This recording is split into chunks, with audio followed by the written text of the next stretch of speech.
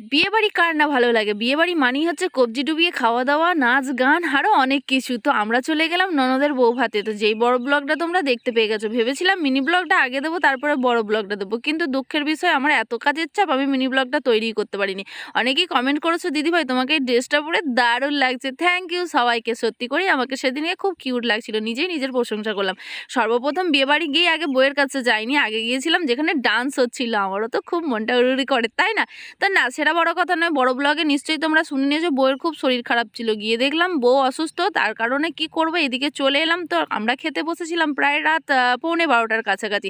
খাবারটা খুব ভালো লাগছিল। সর্বপ্রথম তো আমার ডালটাই ভালো লেগেছিল, সর্বপ্রথম নয়, মানে ডালটাই আমার ভালো লাগছিল আর কিছু না। তো প্যান্ডেলে খেতে বসে আমরা খুব এনজয় করছিলাম আমার দেওরকে আর যাকে নিয়ে। যাই হোক, খাওয়া দাওয়ার পরে এখানে একটু ডিস্কো ডান্স হচ্ছিল। যাই হোক, দেওর তো খুব এনজয় করছিল শালিদের নিয়ে, যে এটা হচ্ছে দেওরের শালি।